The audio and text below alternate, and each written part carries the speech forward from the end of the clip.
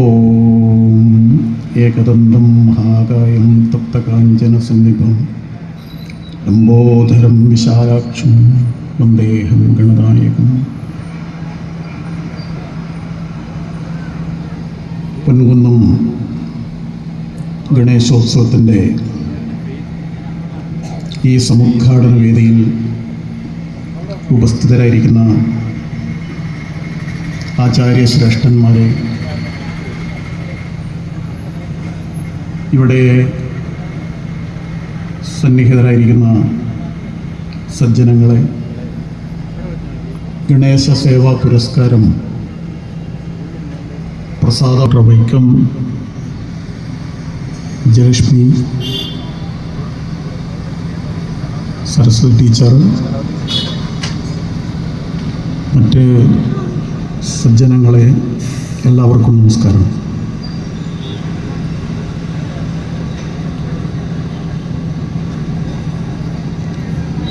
മെല്ലെ മെല്ലെ നമ്മുടെ ഭാർഗവ കേരളത്തിലും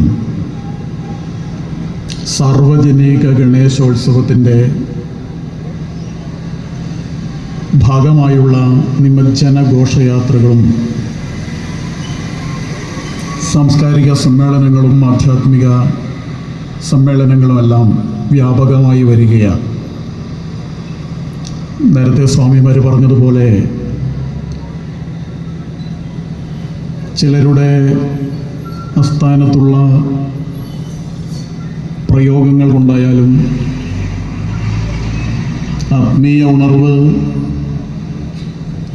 സംഘടിത രൂപം കൈക്കൊണ്ടുകൊണ്ട് ശാക്തീകരിക്കുന്ന ഹിന്ദു സമാജത്തിൻ്റെ ഗണേശഭക്തി കൊണ്ടായാലും ഗണേശോത്സവങ്ങൾ ഇപ്പോൾ കേരളത്തിലും വ്യാപകമായി വരികയാണ്.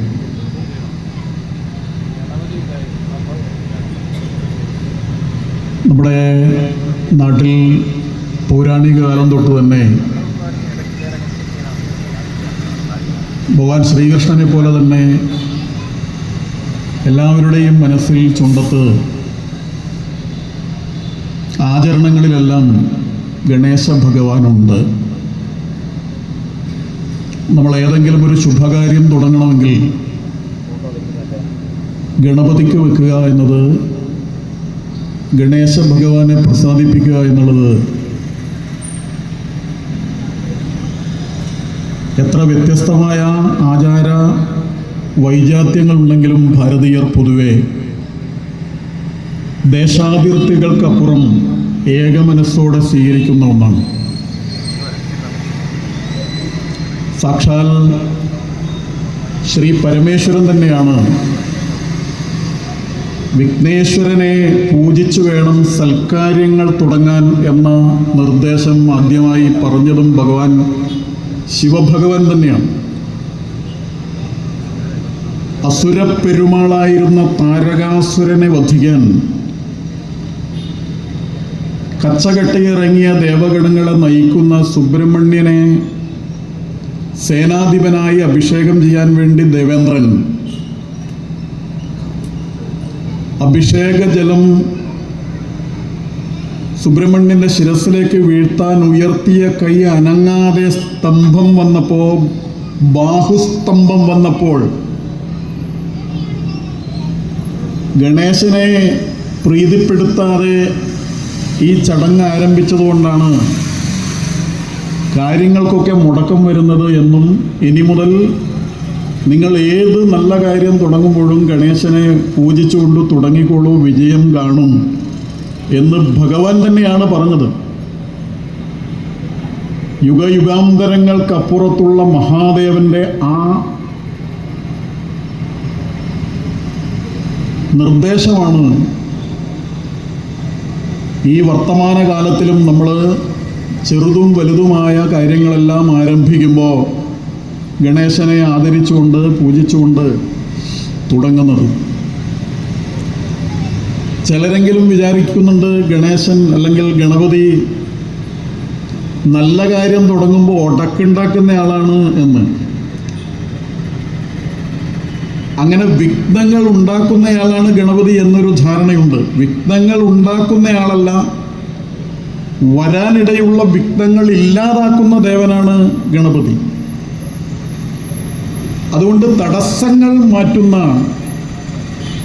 ദേവൻ എന്നുള്ള നിലക്ക് നമ്മുടെ ജീവിതായോധനത്തിനിടയിൽ, ലൗകിക ജീവിതത്തിനിടയിൽ നമുക്ക് വന്നുപെടാനിടയുള്ള ഒരുപാട് തടസ്സങ്ങൾ മാറ്റാൻ നമുക്ക് ഏറ്റവും അഭികാമ്യമായി ആശ്രയിക്കാവുന്ന ദേവഗണം, ദേവശക്തിയാണ്, ദേവചൈതന്യമാണ് ഗണപതി ഭഗവാന്റേത്. അതുകൊണ്ട് തന്നെ നമ്മൾ തുടങ്ങുന്നത്, വിദ്യ ആരംഭിക്കുന്നത് ഹരിശ്രീ ഗണപതായ നമ എന്ന് പറഞ്ഞുകൊണ്ടാണ്. അങ്ങനെയാണ് നമ്മുടെ തുടക്കം. വിദ്യയുടെ എല്ലാം തുടക്കം അങ്ങനെയാണ്. അങ്ങനെ ഈ ഭാരതം, ഭാരതീയ സംസ്കാരം, സനാതന സംസ്കാരം, അതിൻ്റെ ആന്തരിക ചോദനയുടെ ബലിഷ്ഠമായ അടിക്കല്ലിൻ്റെ എല്ലാ പ്രദേശങ്ങളിലും ഒരുപോലെ ആദരിക്കുന്ന നാമമാകുന്നു ഗണപതിയുടേത്. ആ ഗണപതി ഭഗവാനോടുള്ള ഭാരതീയ ജനതയുടെ ഉത്കടമായ ഭക്തിയെയും വിദേശ ശക്തികളെ നമ്മുടെ നാട്ടിൽ നിന്ന് പുറത്താക്കണമെന്ന തൻ്റെ ആഗ്രഹത്തെയും ഒരുമിച്ച് ചേർത്തുകൊണ്ടാണ് സ്വാതന്ത്ര്യം എൻ്റെ ജന്മാവകാശമാണ് എന്ന് പ്രഖ്യാപിച്ച ബാലഗംഗാധര തിലകൻ ജനസമൂഹത്തെ സ്വാതന്ത്ര്യ സമരത്തിൽ അണിനിരത്താൻ വേണ്ടി ഗണപതിയോടുള്ള ഭക്തിയും സമാദരവും ഒരുമിച്ച് ചേർത്തുകൊണ്ട് സ്വാതന്ത്ര്യ സമരത്തെ സാർവജനിക ഗണേശോത്സവത്തിലൂടെ ശക്തിപ്പെടുത്തിയത്. ഗണേശാരാധന എന്ന് പറയുന്നത് പരമമായ സ്വാതന്ത്ര്യത്തിലേക്കുള്ള, നമ്മുടെ അമൃതത്വത്തിലേക്കുള്ള മനുഷ്യന്റെ പ്രയാണത്തിന് വരുന്ന തടസ്സങ്ങളെയെല്ലാം മാറ്റുന്ന ദേവനോടുള്ള ആരാധനയാണെങ്കിൽ, സ്വാതന്ത്ര്യം നേടാൻ വേണ്ടി, രാഷ്ട്രീയ സ്വാതന്ത്ര്യം നേടാൻ വേണ്ടി ആ ഭഗവാന്റെ ഭക്തിയെ ഒരുമിച്ച് ചേർക്കുകയാണ് തിലകൻ ചെയ്തത്. നമ്മൾ സ്വാതന്ത്ര്യം നേടി.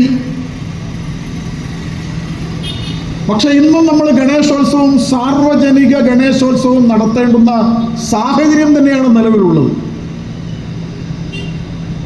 രാഷ്ട്രീയ സ്വാതന്ത്ര്യം നമ്മൾ നേടിയിട്ടുണ്ട്, പക്ഷെ പലയിടത്തും അത് പൂർണ്ണമായിട്ടില്ല. ആത്മീയ സ്വാതന്ത്ര്യം പൂർണ്ണമായിട്ടില്ല. നമ്മുടെ ഈ കേരളത്തിൽ ഹിന്ദുക്കൾക്ക് തങ്ങൾ ആരാധിക്കുന്ന ക്ഷേത്രങ്ങൾ ഭംഗിയായി നടത്താൻ, ആചാരങ്ങളെ സംരക്ഷിച്ചുകൊണ്ട് വിശ്വാസപൂർവം നടത്താനുള്ള അവകാശം ഇന്നും കിട്ടിയിട്ടില്ല. സർക്കാർ അതിനെ കൈപ്പിടിയിൽ വെച്ചിരിക്കുകയാണ്, വിശ്വാസികൾക്ക് വിട്ടുകൊടുക്കാതെ. മതേതരത്വം പറയുകയും ക്ഷേത്രങ്ങൾ തങ്ങളുടെ ഉരുക്കുമുട്ടയിൽ അമർത്തി വിശ്വാസത്തെയും ആചാരത്തെയും ഇല്ലാതാക്കുന്ന സ്വാതന്ത്ര്യത്തെ, ആരാധനാ സ്വാതന്ത്ര്യത്തെ തടയുന്ന സാഹചര്യം ഇപ്പോഴുണ്ട്. ആരാധനയ്ക്ക് വേണ്ടിയുള്ള സ്വാതന്ത്ര്യത്തിന് വേണ്ടിയിട്ടുള്ള സാർവജനികമായ ഒരു പ്രക്ഷോഭം നടക്കേണ്ട സന്ദർഭം. ഈ കഴിഞ്ഞ ദിവസം കണ്ണൂർ ജില്ലയിലെ ഒരു ക്ഷേത്രത്തിൽ, നിരവധി ക്ഷേത്രങ്ങൾ, അങ്ങനെ വളരെ പ്രസിദ്ധമായ ഒരു ക്ഷേത്രം, സുബ്രഹ്മണ്യ ഭഗവാന്റെ പേരുള്ള ഒരു ക്ഷേത്രമാണ്. ആ ക്ഷേത്രത്തിന്റെ പരിസരത്ത് വെച്ച് നൂറുകണക്കിന് ഉണ്ണിക്കണ്ണന്മാരെയൊക്കെ കെട്ടിയിട്ട്, ഗോപന്മാരെ വേഷം കെട്ടി ഒരു ശോഭായാത്ര തുടങ്ങാൻ, പിഞ്ചു കുഞ്ഞുങ്ങളെ അടക്കം അമ്മമാരെയൊക്കെ ചേർത്തൊരു ശോഭായാത്ര തുടങ്ങാൻ അവിടുത്തെ ശോഭായാത്രയുടെ സംഘാടകർ അവിടെ പെരളശ്ശേരിയിലുള്ള സുബ്രഹ്മണ്യ സ്വാമി ക്ഷേത്രത്തിന്റെ ദേവസ്വം ആഫീസിൽ ഒരു അപേക്ഷ കൊടുത്തു. അവർ സമ്മതിച്ചു. പക്ഷെ ശോഭായാത്രയുടെ തലേന്ന് അവർ വിളിച്ചു പറയാണ്, തന്ന അനുമതി പിൻവലിച്ചിരിക്കുന്നു എന്ന്. അതെന്താന്ന് ചോദിച്ചു. അത് മേലെ നിന്നുള്ള ഉത്തരവാണ്, ശോഭായാത്ര അമ്പലത്തിൻ്റെ അടുക്കൽ നിന്ന് തുടങ്ങാൻ പറ്റൂല. അപ്പോൾ ഇവർ പറഞ്ഞു, പിന്നെ നമ്മൾ പള്ളിയുടെ മുറ്റത്ത് പോയിട്ട് തുടങ്ങണം. ശോഭായാത്ര അമ്പലത്തിൻ്റെ മുറ്റത്തുനിന്നല്ലെങ്കിൽ പിന്നെ ഇവിടെ നിന്നാണ് തുടങ്ങേണ്ടത്. അല്ല, അത് മേലെ നിന്നുള്ള ഉത്തരവാണെന്ന്. അതായത് പിഞ്ചു കുഞ്ഞുങ്ങൾക്ക് കൃഷ്ണനാമം ജപിച്ചുകൊണ്ട്, ഉണ്ണിക്കണ്ണന്റെ വേഷം ധരിച്ചുകൊണ്ട് ഒരമ്പലത്തിൻ്റെ അടുത്തുനിന്ന് ശോഭായാത്ര തുടങ്ങാനുള്ള സ്വാതന്ത്ര്യം പോലും ഇവിടെ വിശ്വാസികൾക്കില്ല.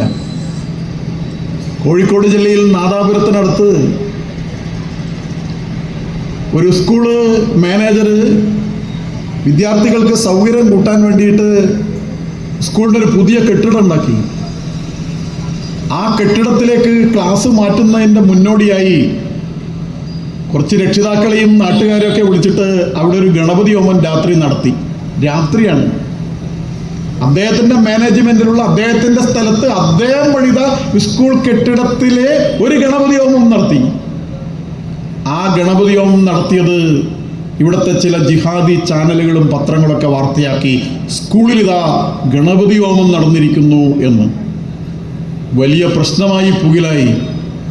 സ്വന്തം കെട്ടിടത്തിൽ ഗണപതി ഹോമം നടത്തിയ സ്കൂൾ മാനേജറുടെ പേരിൽ കേസായി അയാളെ പിടിച്ച് ജയിലിലിട്ടു. നമ്മുടെ നാട്ടിൽ ഒരു ഗണപതി ഹോമം നടത്താൻ പോലുള്ള സ്വാതന്ത്ര്യം നമ്മുടെ നാട്ടിലില്ല. സ്വാതന്ത്ര്യം കിട്ടിയെന്നല്ല നമ്മൾ പറയും.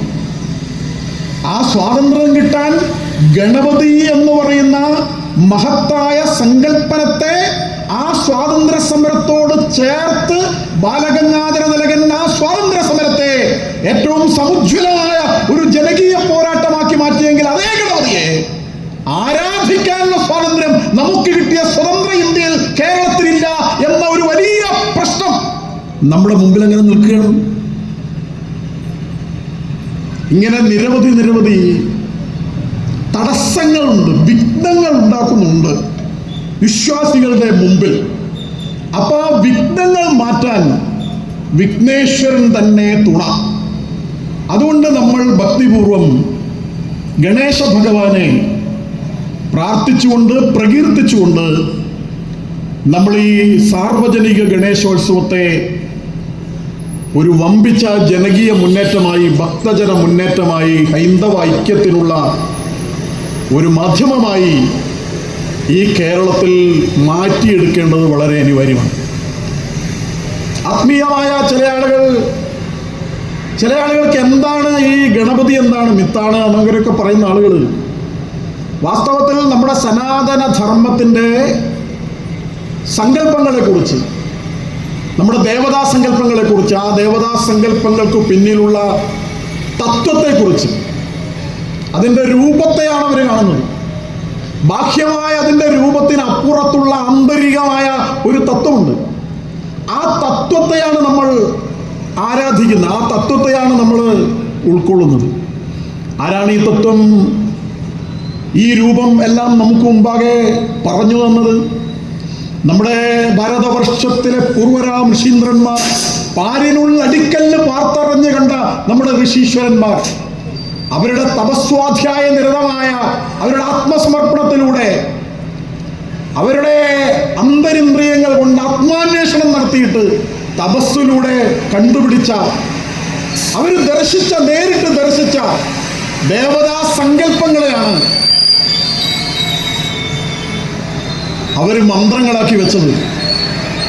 ആ മന്ത്രങ്ങളാണ് ഇപ്പൊ നേരത്തെ പറഞ്ഞ ഏകദന്തം മഹാകായം തപ്തകാഞ്ചന സന്നിഭം ലംബോദരം വിശാലാക്ഷം എന്നൊക്കെ അങ്ങനെ പറയുമ്പോൾ അവര് നേരിട്ട് ദർശിച്ച, അക്കക്കണ്ണുകൊണ്ട് ദർശിച്ച തേജോമയമായ, അവരുടെ തപസ്സിലൂടെ അവർ നേടിയെടുത്ത തേജോമയമായ ആ രൂപത്തെയാണ് അവര് പിന്നീട് ആവിഷ്കരിക്കുന്നു. അതെല്ലാം ഒരു തത്വത്തിൻ്റെ ആവിഷ്കാരമാണ്. നമ്മളിങ്ങനെ ഗണപതി ഇങ്ങനെ കാണുന്ന സമയത്ത് ഒരു വിരൂപമായ, വിചിത്രമായ ഒരു രൂപമായി നമ്മളിങ്ങനെ കാണുകയാണ്. ഒരു തുമ്പിക്കൈയുണ്ട്, ആനയുടെ മുഖമാണ്, വലിയ ഒരു വലിയ വയറുണ്ട്, മനുഷ്യന്റെ രൂപമാണ്. എന്നിട്ടൊരു ചെറിയ വണ്ടിയുണ്ട്, അതൊരു എലിയാണ്. ഗണപതി ഒരു കുടവയറൻ, മൂഷികൻ ഒരു ചെറിയ ജീവി. തിരിച്ചായിരുന്നെങ്കിൽ കുഴപ്പമില്ലായിരുന്നു എന്നാണ് ചില ആളുകൾ പറയുന്നത്. ഗണപതിയുടെ മേലെ എലിയിരുന്നാൽ കുഴപ്പമില്ല, പക്ഷെ എലിയുടെ മേലെ ഗണപതി ഇരുന്നാൽ കുഴപ്പം തന്നെയാണ് എന്നാണ് ചില ആളുകൾ പറയുന്നത്.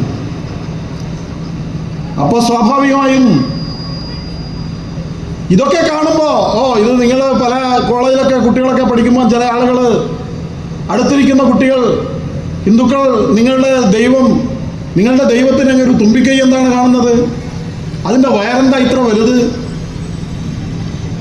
ഈ എലിയുടെ പുറത്തെങ്ങനെയാ ഗണപതി ഇരുന്നിട്ട് യാത്ര ചെയ്യുന്നത്? വണ്ടി ഓഫായി പോവില്ലേ എന്നൊക്കെ കളിയാക്കുകയാണ്. അപ്പൊ കളിയാക്കുമ്പോൾ നമ്മളെ കുട്ടികൾ ശരിയാണല്ലോ ഇവർ പറയുന്നത് എന്ന ചിന്തയും അവരുടെ ഉള്ളിലേക്ക് വരുന്നു. അതൊരു അപകർഷതാബോധമായി മാറുന്നുണ്ട്. അവർക്ക് വീട്ടിൽ വന്നാ ചോദിക്കുന്നത്, നീ അതിനെക്കുറിച്ചൊന്നും കൂടുതൽ ചിന്തിക്കേണ്ട, അങ്ങനെയാണ് എന്ന് വീട്ടിൽ നിന്ന് ഉത്തരവും കിട്ടുകയാണ്. അപ്പൊ അതുകൊണ്ട് സ്വാഭാവികമായും ഈ തത്വം എന്ത് എന്നുള്ളത് വളരെ പ്രധാനമാണ്. അത് ഗ്രഹിക്കേണ്ടത് വളരെ പ്രധാനമാണ്. ആനയെക്കുറിച്ച്, ആനയുടെ മുഖമാണ് എന്ന് പറയുമ്പം ആന എന്താണ്? ആനക്ക് ഒരുപാട് പ്രത്യേകതകളുണ്ടല്ലോ. ആനയുടെ മുഖം എന്ന് പറയുമ്പോൾ അതിൻ്റെ മുഖത്ത് ഏറ്റവും പ്രധാനമായി നമ്മൾ കാണുന്ന തുമ്പിക്കൈയുണ്ട്. ആനയ്ക്ക് കരയിലെ ജീവികളിൽ ഏറ്റവും പ്രധാനപ്പെട്ടത്, ഏറ്റവും വലുത് എന്ന് മാത്രമല്ല, ഒരുപാട് പ്രാധാന്യമുണ്ടല്ലോ. അപ്പൊ അത് ഒരു അത്ഭുത ജീവി തന്നെയാണ് ആന. അത്ഭുതങ്ങൾ നമ്മുടെ മുമ്പിൽ ഒരു ഒറ്റ നോട്ടത്തിൽ ഒരു അത്ഭുതം തന്നെയായി വരണമെങ്കിൽ ആ അത്ഭുതമുള്ള ഒരു ജീവിയുടെ ബാഹ്യമായ ആകാരം വളരെ പ്രധാനം തന്നെയാണ്. മറ്റു ജീവികളിൽ നിന്ന് വ്യത്യസ്തമായി മൂക്ക് ഒരു കയ്യായി മാറിയ ജീവിയാണ് ആന. പല്ല് കൊമ്പായി മാറിയ ജീവിയാണ് ആന. ആനക്ക് വേറെ ഒരുപാട് പ്രത്യേകതയുണ്ട്. അതിൻ്റെ വിശേഷങ്ങളിലേക്ക് അത് മാതംഗ ലീല എന്ന് പറഞ്ഞൊരു പുസ്തകമുണ്ട്. വളരെ പ്രസിദ്ധമായ ആനയെക്കുറിച്ചുള്ളൊരു പുസ്തകമാണ്. അതിൽ ആനയുടെ ഒരുപാട് പ്രത്യേകതകൾ പറയുന്നുണ്ട്. ആനയുടെ കാലിൽ നോക്കിയാൽ വിരലില്ല, പക്ഷെ നഖമുണ്ട്. ആനയുടെ വായിൽ നോക്കിയാൽ അതിൻ്റെ നാവ്, ബാക്കിയെല്ലാ ജീവികളുടെ നാവ് ഉള്ളിന്ന് പുറത്തേക്കാണെങ്കിൽ ആനയുടെ നാവ് പുറത്തുനിന്ന് ഉള്ളിലേക്കാണ്.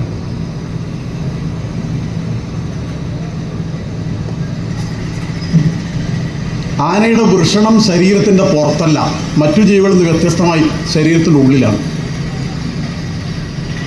എല്ലാ ജീവികളുടെയും വേർപ്പ് ശരീരത്തിൻ്റെ എല്ലാ ഭാഗത്തുകൂടിയും പുറത്തു പോകുമെങ്കിൽ ആനയുടെ വേർപ്പ് അതിൻ്റെ തുമ്പിക്കൈയിലൂടെയാണ് അത് പുറത്തേക്ക് വിടുന്നത്. അതാണ് ഇടയ്ക്കിടയ്ക്ക് ഇങ്ങനെ നോക്കിയിട്ട് അതിങ്ങനെ പുറത്തേക്ക് ഒന്ന് ചീറ്റുന്നതാണ്. അതിൻ്റെ വേർപ്പ് പുറത്തേക്ക് കളയുന്നതാണ്. ഒരു പ്രത്യേക ടെക്നിക്കാണത്.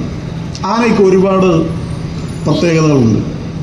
അപ്പൊ മുമ്പിൽ ആ തുമ്പിക്കൈയാണല്ലോ. തുമ്പിക്കൈ എന്തിനാണ്? തുമ്പിക്കൈ എന്താണ്? തുമ്പിക്കൈ ആന ഇങ്ങനെ നടക്കുമ്പോൾ അടിവെച്ച് ഇങ്ങനെ നടക്കുമ്പോൾ ഇടക്ക് തുമ്പിക്കൈ ആന ഭൂമിയിൽ ഇങ്ങനെ ഒന്ന് അമർത്തുന്ന കാണാം. അപ്പൊ അമർത്തിയിട്ട്, തുമ്പിക്കൈ കൊണ്ട് അമർത്തിയിട്ട് കുഴപ്പമൊന്നുമില്ലാന്ന് ഉറപ്പുവരുത്തിയിട്ട് അടുത്ത ചുവട് വെക്കും. തൻ്റെ മുന്നിലേക്കുള്ള പ്രയാണത്തിന്റെ തടസ്സങ്ങൾ നീക്കുന്നതിൻ്റെ പ്രതീകമാണ് ആനയുടെ തുമ്പിക്കൈ. ആ തുമ്പിക്കൈ കൊണ്ട് ആനയ്ക്ക് ചെറുതിലും ചെറുതായ കാര്യവും ചെയ്യാൻ പറ്റും, വലുതിലും വലുതായ കാര്യവും ചെയ്യാൻ സാധിക്കും. തുമ്പിക്കൈ കൊണ്ട് വലിയ തടിയൊക്കെ ആന വലിച്ചങ്ങ് കൊണ്ടുപോകും. പക്ഷെ വഴിയിൽ വീണ് കിടക്കുന്ന ഒരു മൊട്ടു സൂചി പോലും ആന തൻ്റെ തുമ്പിക്കൈ കൊണ്ട് മെല്ലെ തപ്പിയെടുക്കും. അപ്പൊ അതുകൊണ്ട് തടസ്സങ്ങൾ വലുതാണെങ്കിലും ചെറുതാണെങ്കിലും മാറ്റാൻ ആന ഈ തുമ്പിക്കൈ ഉപയോഗിക്കുകയാണ്. ചുരുക്കത്തിൽ തടസ്സങ്ങളെ ഭേദിച്ച് മുന്നോട്ട് പോകാൻ ആന ഉപയോഗിക്കുന്ന ഈ തുമ്പിക്കൈ, ആ തുമ്പിക്കൈ ഒരു സിമ്പലാണ്. അതെന്താണ്? വിഘ്നങ്ങളെ നീക്കുന്നതാണ് തുമ്പിക്കൈ. അത്രയേ അതിൽ കാര്യമുള്ളൂ. തടസ്സങ്ങൾ മാറ്റുന്നതാണ് ഇത് എന്നാണ്. അപ്പൊ തടസ്സം മുമ്പിൽ വരുമ്പോ ആ തടസ്സങ്ങളെ എങ്ങനെയൊക്കെ മാറ്റാം, ഏതൊക്കെ രീതിയിൽ മാറ്റണം? തടസ്സങ്ങളെ കണ്ട് പിന്തിരിയണോ, ഓടണോ, അതോ മുന്നോട്ടേക്ക് നീങ്ങണോ എന്നുള്ള ചോദ്യം വരുമ്പോ അത് ചെറുതായാലും വലുതായാലും പരിഹരിച്ച് തന്നെ മുന്നോട്ട് പോകണം എന്നുള്ള ഓർമ്മപ്പെടുത്തലാണ് തുമ്പിക്കൈ നമ്മളോട് പറയുന്നത്. ആനയുടെ ഒരു കൊമ്പ് ഒടിഞ്ഞതാണ്, അത് പകുതിയേ ഉള്ളൂ. പല കാര്യങ്ങളുണ്ട്, അതിൻ്റെ കഥയൊക്കെ നമുക്കറിയാം, എന്തുകൊണ്ടാണ് ഒടിഞ്ഞത് എന്നൊക്കെ. പക്ഷെ എന്തായാലും കൊമ്പ് എന്ന് പറയുന്നത്, കൊമ്പെന്താണ്? ചില ആളുകൾ ചോദിക്കും, നിനക്കെന്താ കൊമ്പുണ്ടോയെന്ന് ചോദിക്കും. അപ്പൊ കൊമ്പ് എന്ന് പറയുന്നത് അതൊരു വമ്പാണ്, അതൊരു അഹത്തിൻ്റെ പ്രതീകമാണ്, ഒരു അഹങ്കാരത്തിൻ്റെ ഒക്കെ പ്രതീകമാണ്. അപ്പൊ നമ്മൾ ആത്മീയമായ സാധകന്മാരെ സംബന്ധിച്ചിടത്തോളം സാധനയിലൂടെ മുന്നോട്ട് പോകുമ്പോൾ അവർക്ക് പരമമായ മോക്ഷമെന്ന പരമമായ സ്വാതന്ത്ര്യം നേടണമെങ്കിൽ ആദ്യം ഒരാൾ വെടിയേണ്ടത്, ഒടിക്കേണ്ടത് അഹന്തയുടെ കൊമ്പാണ്. അഹന്തയാണ്, അഹങ്കാരമാണ്. ആ അഹങ്കാരത്തെ ഇല്ലാതാക്കുന്നതിന്റെ പ്രതീകമായി ഒടിഞ്ഞ കൊമ്പിനെ കാണും. അഹം, ഞാൻ, ഈഗോ എന്നൊക്കെ പറയും. ആ ഈഗോ ഇല്ലാതാക്കിയാൽ മാത്രമേ നമുക്ക് മുന്നോട്ട് പോകാൻ സാധിക്കുകയുള്ളൂ എന്നാണ്. ഗണപതിക്ക് 4 കൈയുണ്ട്. പലതരത്തിലുള്ള രൂപം ഗണപതിക്കുണ്ട്. ആ കയ്യിൽ പലതുമുണ്ട്. എന്തായാലും നമ്മുടെ ഈശ്വരന്മാര് എല്ലാവരെയും എന്ന പോലെ എല്ലാ ഈശ്വരന്മാരുടെയും കയ്യിൽ ഏറ്റവും ചുരുങ്ങിയത് അവർക്ക് 2 കൈയാണെങ്കിൽ ഒരു കൈയിൽ ഉറപ്പായും ഒരു ആയുധം ഉണ്ടാവും. ചിലപ്പോൾ ആയുധം കൂടുതൽ വേണ്ടത് കൊണ്ടാണ് കൂടുതൽ കൈ വെച്ചിരിക്കുന്നത്. ചിലർക്ക് 4, ചില ദേവിമാരൊക്കെ 8 കൈയൊക്കെയാണ്. 8 കൈയിൽ 7ലും മാരകായുധങ്ങൾ ഇങ്ങനെ പിടിച്ചിട്ടുണ്ടാവുക. അന്ന് അത്രയും വലിയ ഭീകര പ്രശ്നമൊന്നും ഇല്ലെങ്കിലും ഇറങ്ങി നടക്കുമ്പോൾ അത്യാവശ്യത്തിന് ഉപയോഗിക്കാനുള്ള സാധനമൊക്കെ കയ്യിൽ വെച്ചിട്ട് നമ്മുടെ ഏത് ദേവീദേവന്മാരും ഇറങ്ങാറുള്ളൂ. ഇപ്പോഴാണ് പിച്ചാത്തിയൊക്കെ എടുത്തിറങ്ങിയിട്ടുണ്ടെങ്കിൽ ജയിലിലാവുന്ന കാര്യം. അന്ന് ഈ ആയുധമായിട്ട് തന്നെയാണ് നമ്മുടെ ദേവീദേവന്മാരെല്ലാം ഇറങ്ങിയത്. ഗണപതിയുടെ കയ്യിൽ ആയുധമുണ്ട്. പക്ഷെ ആയുധത്തോടൊപ്പം തന്നെ കയ്യിൽ, ഗണപതിയുടെ ഒരു കയ്യിൽ ഒരു കയറുള്ളത്, പാശം എന്ന് പറയും. അപ്പൊ പാശം നമ്മൾ ലളിതാസഹസ്രം രാഗസ്വരൂപ പാശ്ചാട്യാക്രോധാകാരം ശോജ്വല എന്നൊക്കെ നമ്മൾ ചൊല്ലുന്നുണ്ട്. കയറെന്താണ്? കയറ് കെട്ടിയിടാനാണ്, കെട്ടാനുള്ളതാണ് കയറ്. അപ്പൊ ബന്ധനത്തുള്ളതാണ്. പക്ഷെ അതോടൊപ്പം തന്നെ നമ്മളെ കുടുക്കുന്നതുമാണ് കയറ്. ആശയായുള്ള പാശമതിങ്കെന്ന് വേർവിടാതെ കരയേറുന്നു മേൽക്കുമേൽ എന്ന് പൂന്താനം പറയുന്നുണ്ട്. അത് ആശയം അങ്ങനെ കൂടുകയാണ്. 10 കിട്ടിയും 100 മതിയെന്നും, ശതമാകിൽ സഹസ്രം മതിയെന്നും, 1000 പണം കയ്യിലുണ്ടാകുമ്പോൾ ആയുധമാകിൽ ആശ്ചര്യം എന്നതും. അങ്ങനെ കിട്ടുന്നതൊന്നും പോരാ, അത് പോരാ, ഇത് പോരാ, ഇതും പോരാ, പോരാ നാളിൽ എന്നിങ്ങനെ നമ്മൾ ആശയം ഇങ്ങനെ കൂടിക്കൂടി അവസാനം എന്താണ്? ചത്തുപോന്നേരം വസ്ത്രമതു പോലും ഒത്തിടാ കൊണ്ടുപോകാനോ ഒരുത്തർക്കും. പോകുമ്പോൾ ഉടുത്ത തുണിയല്ലാതെ പോകുമ്പോൾ വേറൊന്നും കൊണ്ടുപോകാൻ പറ്റൂല. എന്നാലും നമ്മളെ ആശ തീരില്ല. അപ്പൊ നമ്മളെ ആശയാണ് നിരാശക്ക് കാരണമാകുന്നത്. ആഗ്രഹിച്ചത് കിട്ടാത്തതുകൊണ്ടാണല്ലോ നിരാശ ഉണ്ടാകുന്നത്. അതുകൊണ്ട് ആഗ്രഹമാണ്, അത്യാഗ്രഹമാണ് നമ്മളെ ദുഃഖത്തിലേക്ക് തള്ളിവിടുന്നത്. നമ്മുടെ മോക്ഷത്തിന് തടസ്സമാകുന്നതും ഇത്തരം പ്രലോഭനങ്ങളും ആശയാണ്. അങ്ങനെ ആഗ്രഹങ്ങളെ കയറിട്ട് നിയന്ത്രിക്കണം എന്നുള്ളതാണ് കയ്യിലൊന്നിൽ കയറ് പിടിച്ചതിൻ്റെ അർത്ഥം. ചിലപ്പോ കയറ് ആട്ടിനെ കെട്ടാൻ പറ്റും, കയറ് പശുവിനെ കെട്ടാൻ പറ്റും. പക്ഷേ നമ്മുടെ ചില വികാരങ്ങൾ, പ്രബല വികാരങ്ങൾ, ചിലപ്പോൾ അത് ലൈംഗികമായ ചോദനകളോ അതൊക്കെ ആ സമയത്ത് പിടിച്ചാൽ കിട്ടാത്ത വികാരമൊക്കെ വരും. അങ്ങനെ വരുമ്പോൾ കയറുകൊണ്ട്, ആനയെ കയറുകൊണ്ട് കെട്ടിയിട്ടുണ്ടോ? ആനക്കയും പൊട്ടിച്ചിട്ട് അങ്ങ് പോകും. അപ്പോൾ ഒരു മതയാനെ പോലെ നമ്മുടെ ഉള്ളിൽ കുതിച്ചുയർന്നു വരുന്ന വൈകാരിക വിക്ഷോഭങ്ങളുടെ ഭാഗമായി നമുക്ക് നഷ്ടപ്പെടുന്ന ആത്മനിയന്ത്രണത്തെ നമുക്ക് കൂച്ചു വിലങ്ങിട്ടാനെ അങ്ങനെ നിയന്ത്രിച്ച് നിർത്തുന്നത് പോലെ അങ്കുശം കൊണ്ട്, തോട്ടി കൊണ്ട് പിടിച്ചു നിർത്തേണ്ടി വരും എന്നുള്ളതുകൊണ്ട് ആനയുടെ ഒരു കയ്യിൽ തോട്ടിയുണ്ട്, അങ്കുശമാണ്. അപ്പോ പാശവും അങ്കുശവും രണ്ടും നമ്മുടെ ആത്മനിയന്ത്രണത്തിനെ സൂചിപ്പിക്കുന്ന പ്രതീകങ്ങളാണ്. നമുക്ക് സംയമനം ആവശ്യമാണ്. തപസ്സിന് സംയമം എന്ന് പറയും. സംയമധനന്മാർ എന്ന് താപസന്മാർക്ക് ഒരു പേരുണ്ട്. അപ്പൊ അടക്കം വേണം. അതിനാണ് അച്ചടക്കം എന്നൊക്കെ പറയുന്നത്. ഈ അച്ചടക്കത്തിന് ആഗ്രഹങ്ങളെ, പ്രബല വികാരങ്ങളെ, ഇതിനെ രണ്ടിനെയും നിയന്ത്രിക്കാൻ നമുക്ക് കയറും വേണം, അങ്കുശവും വേണം. രണ്ടും വളരെ അത്യാവശ്യമായിട്ടുണ്ട്. ചിലപ്പോ നമുക്ക് ബന്ധങ്ങളൊക്കെ മുറിച്ചു മാറ്റേണ്ടി വരും. അങ്ങനെ ബന്ധങ്ങൾ മുറിച്ചു മാറ്റാൻ കുറച്ചും കൂടി കടുപ്പപ്പെട്ടത് കൊണ്ട് അതുകൊണ്ട് ഗണപതിയുടെ ചില ഗണപതി രൂപങ്ങളുടെ കയ്യിൽ മഴുവും കാണാം. അറത്ത് മുറിക്കാനാണ് മഴുവും കാണാം. അങ്ങനെ ഇതൊക്കെ ആയാൽ മാത്രമേ ആഗ്രഹിക്കുന്ന ആ ഒരു സായുജ്യം അല്ലെ സാക്ഷാത്കാരം, ആത്മാനന്ദം, നിത്യനിരതിശയമായ ആനന്ദം, ആ ആനന്ദം അനുഭവിക്കാൻ സാധിക്കൂ.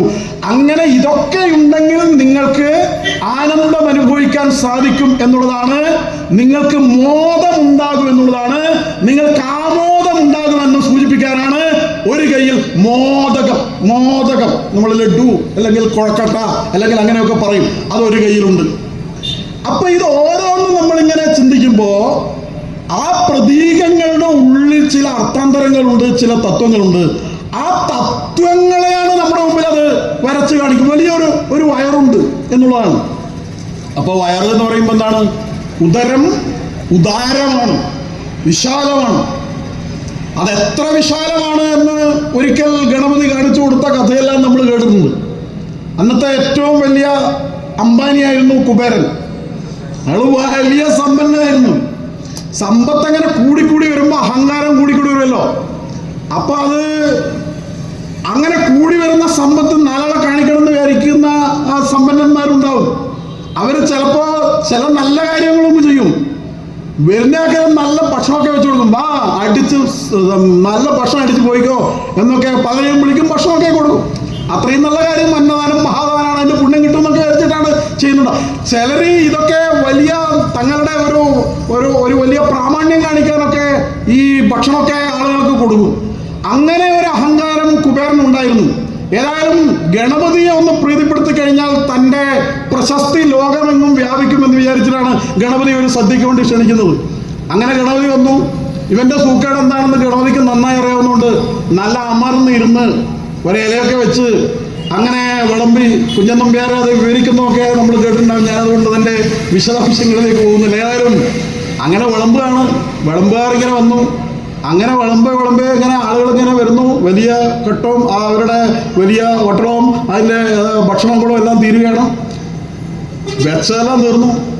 പിന്നെ അരിച്ചാക്കും അതുപോലെ കാര്യങ്ങളെല്ലാം കൊടുത്തു. ഗണപതി എല്ലാം ഇങ്ങനെ കഴിച്ചുകൊണ്ടിരിക്കുകയാണ്.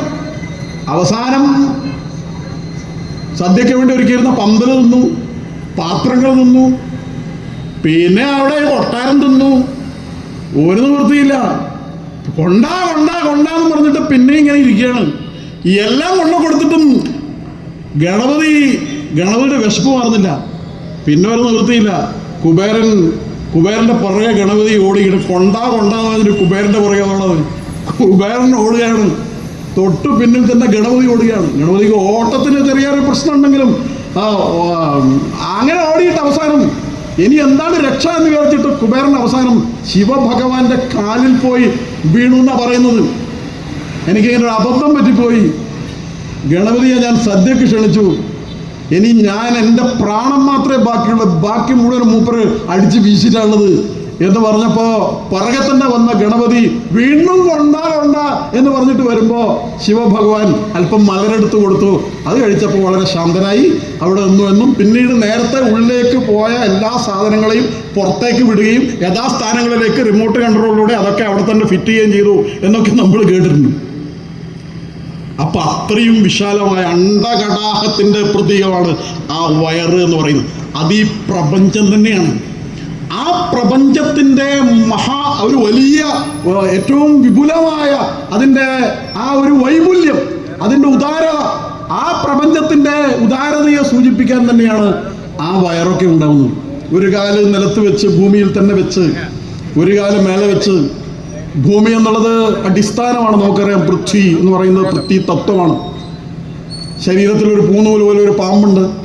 അത് യോഗ സൂത്രമെല്ലാം അറിയാവുന്ന അല്ലെങ്കിൽ സാധനകളെ കുറിച്ച് അറിയാവുന്നവരെ സംബന്ധിച്ചിടത്തോളം അവർ പറയുന്നത് അത് കുണ്ടലിനി ശക്തിയുടെ മൂലാധാരത്തിൽ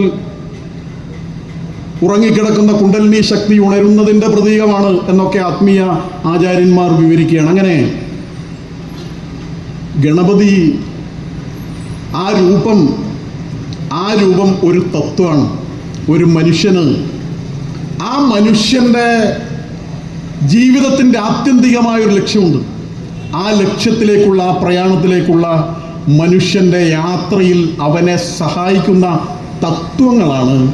അവൻ വെടിയേണ്ടുന്ന കാര്യങ്ങളും അവൻ സ്വീകരിക്കേണ്ടുന്ന കാര്യങ്ങളും ഒരു ചിത്രമായി അല്ലെങ്കിൽ ഒരു രൂപമായി ഗണപതി നമ്മുടെ മുമ്പിൽ നമുക്ക് ആരാധിക്കാനും ആദരിക്കാനും മനസ്സിൽ ഓർമ്മിക്കാനൊക്കെ വളരെ സിമ്പിളായിട്ടുള്ള ഒരു രൂപമാണ് ഗണപതിയുടെ. ഒരിക്കൽ കണ്ടാൽ പിന്നെ നമ്മൾ ഒരിക്കലും മറന്നുപോകില്ല. അങ്ങനെ ഒരു രൂപമാണ്, വളരെ സിമ്പിളാണ്. അങ്ങനെ സിമ്പിളായിട്ടുള്ള ഒരു പ്രതീകമാണ് ഗണപതിയുടെ. അപ്പോൾ അവിടെ ഒരു എലിയുണ്ട്. അപ്പോൾ എലിയാണ് വാഹനം എന്ന് പറയുന്നു. എലി എന്ന് പറയുന്നത് എന്താണ്? എലി ഭൂമി തന്നെയാണ്. ഭൂമി പ്രസവിക്കുന്നതാണ് എലി എന്ന് നമുക്ക് എല്ലാവർക്കും അറിയാം. കാരണം ഭൂമിയിലെ മാളത്തിൽ നിന്നാണ് എലി പുറത്തേക്ക് വരുന്നത്. അപ്പോൾ എലി വളരെ ചെറിയ രൂപമാണ്. ചുണ്ടലി എന്ന് പറഞ്ഞാൽ നമുക്ക് എല്ലാവരും പുച്ഛമുള്ള ജീവിയാണ്. പക്ഷെ എന്നാൽ എലി ഒരു ജീവിയാണ്. അപ്പൊ ജീവികളിൽ നമുക്ക് വളരെ പുച്ഛമുള്ള ഒരു ജീവിയാണെങ്കിലും ആ എലിയും ഗണപതിയുടെ താഴെ ആ എലിയും അതിൻ്റെ കയ്യിൽ ഒരു ലഡു ഇങ്ങനെ കാണാം. അപ്പൊ എന്താണത്? അല്ലെങ്കിൽ മോദകം കാണാം. എന്താണത്? ഒരു മധുരം കാണാം. എന്താണത്? എന്താണ് പറയുന്നത്? ശ്രമിച്ചാൽ ഒരു എലിക്കും മോക്ഷം കിട്ടും, പരിശ്രമിക്കണം എന്ന് മാത്രമേ ഉള്ളൂ എന്നാണ്. അപ്പോ ഗണപതിയുടെ അടുത്ത് ഇരുന്നു കഴിഞ്ഞാൽ ഒരു ക്ഷുദ്രജീവിക്ക് പോലും ഒരു വലിയ സ്ഥാനത്തെത്താൻ സാധിക്കുമെന്ന പാഠമാണ്. അങ്ങനെ ഒരു ചുണ്ടലിക്ക് പറ്റുമെങ്കിൽ നമുക്ക് എന്തുകൊണ്ട് പറ്റില്ല എന്ന് നമ്മളെ കൊണ്ട് ചിന്തിപ്പിക്കാൻ തന്നെയാണ് എലി ആ മധുരം പിടിച്ചുകൊണ്ട് അവിടെ നിൽക്കുന്നത്. പൃഥ്വിതത്വം എന്ന് അതിനെക്കുറിച്ച് പറയുന്നു. മൂലാധാരത്തിൻ്റെ ഷടാധാരത്തിൻ്റെ പ്രതീകത്തിൽ ഏറ്റവും അടിത്തട്ടിലുള്ള മൂലാധാരത്തിൻ്റെ അതിദേവനും ഗണപതി തന്നെയാണ്. അപ്പം അങ്ങനെ നമ്മൾ ഗണപതി ഭഗവാൻ എന്ന് ഗണപതി എന്ന് നമ്മൾ ചിന്തിക്കുമ്പോൾ നമ്മുടെ മനസ്സിൽ അങ്ങനെ ഗണപതി പിന്നീട് കഥകൾ ഇങ്ങനെ വരും. അപ്പോൾ കഥകൾ ഇങ്ങനെ എന്താണ് വരുന്നത്? ഗണപതി കല്യാണം കഴിച്ചു, കഥ ഇങ്ങനെ വരികയാണ്. അപ്പോൾ ഗണപതിയും സുബ്രഹ്മണ്യനും രണ്ടാളും പറഞ്ഞു കല്യാണം കഴിക്കണം എന്ന് പറഞ്ഞു. അപ്പോൾ രണ്ടാൾക്കും ഒരുപോലെ തിരക്കാണ്. എന്നാൽ പിന്നെ ഒരു കാര്യം ചെയ്യാം, ഒരു മത്സരം വെക്കാം എന്ന് പറയാണ്. ആരാണ് പെട്ടെന്ന് 3 പ്രാവശ്യം ലോകം ചുറ്റി വരുന്നത്, അങ്ങനെ ചുറ്റി വരുന്ന ആൾക്ക് ഫസ്റ്റ് കല്യാണം കഴിക്കാം എന്നാണ്. അപ്പോൾ ഉടൻ തന്നെ സുബ്രഹ്മണ്യൻ അവിടെ നിന്ന് അവരുടെ വണ്ടി എടുത്ത് പുറപ്പെട്ടു 3 പ്രാവശ്യം ലോകം ചുറ്റി വരാൻ. ഗണപതി ഒന്ന് ആലോചിച്ച് അപ്പോൾ കഥ നമുക്കറിയാലോ. ഉടൻ തന്നെ തൻ്റെ മാതാപിതാക്കളെ പാർവതി പരമേശ്വരന്മാരെ 3 റൗണ്ട് ഒന്ന് അടിച്ച് നേരെ പെട്ടെന്ന് തന്നെ വന്നിട്ട് പറഞ്ഞു ഞാൻ 3 തവണ ലോകം ചുറ്റി എന്ന് പറഞ്ഞു. അതെങ്ങനെയാ? അല്ല, ഈ പാർവതി പരമേശ്വരന്മാർ എന്ന് പറഞ്ഞാൽ അവർ ഈ പ്രപഞ്ചം തന്നെയല്ലേ, അവരെ ചുറ്റിയാൽ പിന്നെ ഈ ലോകം ചുറ്റിയതുപോലെയല്ലേ എന്ന പുതിയ ലോജിക്ക് മുന്നോട്ട് വെച്ചപ്പോൾ അത് ശരിയാണല്ലോ എന്ന് പാർവതി പരമേശ്വരന്മാർക്കും തോന്നി. അതാണ് ബുദ്ധി. അപ്പോൾ ഗണപതി ഗണപതി കഴിച്ച 2 പേരുടെ ഭാര്യമാരുടെ പേര് പറയുന്നു. ഒന്ന് ബുദ്ധി, മറ്റൊന്ന് സിദ്ധി എന്നാണ്. അപ്പോൾ ഗണപതിയെ പ്രസാദിപ്പിച്ചാൽ ഏറ്റവും പ്രിയപ്പെട്ടത് എന്നുള്ള അർത്ഥത്തിലാണ് ഭാര്യ എന്ന് പറയുന്ന കൂട്ടിയാൽ മതി. 2 കാര്യങ്ങൾ കിട്ടും. ഒന്ന് ബുദ്ധി കിട്ടും, മറ്റൊന്ന് സിദ്ധി കിട്ടും എന്നാണ്. ബുദ്ധി കിട്ടിയാലും സിദ്ധി കിട്ടിയാലും 2 കിട്ടിയാലും അപ്പോൾ അവിടെയും നിൽക്കുന്നില്ല. പിന്നെ അവർക്ക് 2 ഓരോ കുട്ടികളുണ്ടായി. അതൊന്നിൻ്റെ പേര് ലാഭം എന്നാണ്, മറ്റതിൻ്റെ പേര് ക്ഷേമം തന്നെയാണ്. അപ്പോൾ നോക്കൂ, അങ്ങനെ കഥ അങ്ങനെ മുന്നോട്ട് പോവുകയാണ്. അപ്പോൾ നമുക്ക് വേണ്ടുന്നതെല്ലാം നമുക്ക് ബുദ്ധി കിട്ടുന്നു. ആ ബുദ്ധിയാണ് എല്ലാത്തിനെയും നിയന്ത്രിക്കാൻ ബുദ്ധിയാണ് വേണ്ടത്. നമുക്ക് സാധനയിലൂടെ നേടിയെടുക്കണമെന്ന സിദ്ധിയും കിട്ടുന്നു. ബുദ്ധിയും സിദ്ധിയും ലാഭവും ക്ഷേമവും എല്ലാം ഗണപതിയെ ആരാധിച്ചാൽ നമുക്ക് കിട്ടും എന്ന് നമ്മളോട് പറയുകയാണ് ഈ പ്രതീകങ്ങൾ എന്താണ് പഠിപ്പിക്കുന്നത്? അങ്ങനെ പഴയ നമ്മുടെ ഋഷീശ്വരന്മാർ അവരെ കുറച്ചാലോചിച്ചിട്ട് കണ്ടുപിടിച്ചാൽ മതി എന്ന് വിചാരിച്ചിട്ടാണ്. അത്ര ഡയറക്റ്റായിട്ട് അങ്ങനെ മനസ്സിലാക്കേണ്ട, കുറച്ചൊന്ന് ആലോചിക്കട്ടെ എന്ന് വിചാരിച്ചാണ് ഇത്തരം സിംബോളിക്കായിട്ട് കാര്യങ്ങൾ നമ്മുടെ മുമ്പാകെ വെച്ചത് എന്ന് ചിന്തിച്ചുകൊണ്ട് ഇനി ഗണപതിയുടെ കൈകളെ, വയറിനെ, കൊമ്പിനെ, കയ്യിലുള്ള കയറിനെ, അങ്കുശത്തെ തോട്ടിയെ, ശരീരത്തിൽ ചുറ്റിയ പാമ്പിനെ, ആ രൂപത്തെ ആകെ അങ്ങനെ ചിന്തിച്ചു കഴിഞ്ഞാൽ ഒരു സാധകനാണ് നിങ്ങളെങ്കിൽ ആ സാധനയിലുള്ള നിങ്ങളുടെ തടസ്സങ്ങളെ, നിങ്ങളൊരു ജീവിതായോധനം നടത്തുന്ന ആളാണെങ്കിൽ ആ ജീവിതായോധനത്തിൽ നിങ്ങൾക്ക് വരാവുന്ന ആ തടസ്സങ്ങളെയെല്ലാം മറികടക്കാൻ നിങ്ങളെ പ്രചോദിപ്പിക്കുന്ന തടസ്സങ്ങൾ മാറ്റാൻ നിങ്ങൾക്ക് സഹായം നൽകുന്ന ഒരു ഗുരുവാണ്, ഒരു മാസ്റ്ററാണ്, ഒരു മാർഗദർശിയാണ്, ഒരു വിനേതാവാണ്, ഒരു വിനായകനാണ് ഗണപതി എന്നാണ് അതിൻ്റെ അർത്ഥം. അതുകൊണ്ട് ഗണപതി ആരാധന എന്ന് പറയുന്ന ഗണപതി ആരാധന എന്ന് പറയുന്നത് അത് നമ്മുടെ ജീവിത വിജയത്തിനുള്ള ഏറ്റവും അടിസ്ഥാനപരമായ കാര്യങ്ങൾ നമ്മളെ പഠിപ്പിക്കുന്ന ഒരു മാസ്റ്ററാണ് ഗണപതി. ഗണാനാം പതി എന്ന് പറയുന്ന സമയത്ത് സേനാപതി കൂടിയാണ്, സേനാ നായകനാണ്. വിനായകൻ വിനേതാവാണ്, വിശേഷണ നയിക്കുന്നയാളാണ്, ലീഡറാണ്, നല്ലൊരു ലീഡറാണ് ഗണപതി എന്ന് പറയുന്നത്. അപ്പൊ അങ്ങനെ നമുക്ക് മാതൃകയാക്കാവുന്ന, റോൾ മോഡലാക്കാൻ പറ്റുന്ന ഒരു രൂപമാകുന്നു ഗണപതിയുടേത് എന്നാണ് അതിൻ്റെ അർത്ഥം. ഏതായാലും നമ്മുടെ നാട്ടിൽ ഒരുപാട് തടസ്സങ്ങളുണ്ട് നമുക്ക് ആരാധന നടത്താൻ, നമ്മുടെ വിശ്വാസങ്ങൾ പരിപാലിക്കാൻ. ചില ക്ഷേത്രങ്ങളിൽ ഇപ്പോൾ നമ്മുടെ സന്യാസി വര്യന്മാരൊക്കെ ഇവിടെ ഇരിക്കുകയാണ്, അവര് കാവ്യവസ്ത്രമാണ് ധരിച്ചിരിക്കുന്നത്. നമ്മുടെ പാരമ്പര്യം അതാണ്. അഗ്നിജ്വാലയുടെ, യാഗാഗ്നിയുടെ വർണ്ണമാണ് കാവിക്ക്. അത് മഹത്തരമായ ഒരു പ്രതീകമാണ്. ആ അഗ്നി എന്ന് പറയുന്നത് ഈശ്വരൻ തന്നെയാണ് എന്നാണ് നമ്മുടെ വേദോപനിഷത്തുകളും നമ്മുടെ മഹാഗ്രന്ഥങ്ങളും എല്ലാം നമ്മളെ പഠിപ്പിക്കുന്നത്. അഗ്നിതത്വം നമ്മളെ പഠിപ്പിക്കുന്നതാണ്. അതിൻ്റെ പ്രതീകമാണ് അഗ്നി എന്ന് പറഞ്ഞാൽ. ഒരു സ്ഥലത്ത് വീണാൽ അത് ഉയരുകയാണ്, വീണെടുത്ത് പടരുകയാണ്, എല്ലാത്തിനെയും ഉൾക്കൊള്ളുകയാണ്, ഉൾക്കൊണ്ടതിനെയൊക്കെ ഉദാത്തീകരിക്കുകയാണ്. അങ്ങനെ ഉയരുകയും പടരുകയും ഉൾക്കൊള്ളുകയും ഉദാത്തീകരിക്കുകയും ചെയ്യുന്ന ഒരു മഹാപ്രതീകമാണ്, ഈശ്വര പ്രതീകമാണ് അഗ്നി എന്ന് പറയുന്നത്. ആ അഗ്നിയുടെ ജ്വാലകളുടെ നിറമാണ് കാവി. അത് ഭാരതീയ ദർശനത്തിന്റെ പ്രതീകമാണ്. നമ്മുടെ ആയിരക്കണക്കിന് വർഷമായി നമ്മുടെ നാട് ഉയർന്ന് മുന്നോട്ട് പോയ സമയത്തൊക്കെ ഉയർന്നു പാറിയ പതാകയാണ് കാവി പതാക എന്ന് പറയുന്നത്. നമ്മുടെ രാഷ്ട്രധ്വജമാണത്. ഭഗവാൻ ശ്രീരാമചന്ദ്രൻ രാവണനെതിരായ പോരാട്ടത്തിൽ ആ ഭഗവാന്റെ പേരിൽ പാറിപ്പറന്ന പതാക ഈ കാവ്യ പതാകയാണ്. ശ്രീകൃഷ്ണ ഭഗവാന്റെ ധർമ്മയുദ്ധത്തിൽ തേര് തെളിച്ചപ്പോൾ അർജുനൻ യുദ്ധം നടത്തിയ ആ തേരിൽ പാറിപ്പറന്ന പതാകയും ഈ പതാകയാണ്. നമ്മുടെ ഛത്രപതി ശിവജി അന്ന് രാമനാമം പാടാൻ പോലും അനുവാദമില്ലാതിരുന്ന, ഹിന്ദുവായി ജീവിക്കാൻ ജസിയ കൊടുക്കേണ്ടിയിരുന്ന കാലഘട്ടത്തിൽ ധർമ്മത്തിന്റെ ധ്വജമായി തന്റെ ഗുരുനാഥൻ കയ്യിൽ കൊടുത്ത ഈ കാവ്യ പതാകയും ഏറ്റുവാങ്ങിക്കൊണ്ടാണ് ഹിന്ദു പദപാദശാഹി എന്ന് പറയുന്ന ഹിന്ദു രാഷ്ട്ര സ്ഥാപനത്തിനു വേണ്ടി, മറാത്ത സാമ്രാജ്യ സ്ഥാപനത്തിനു വേണ്ടി ഈ കാവിക്കൊടിയുമായാണ് പോരാടിയത്.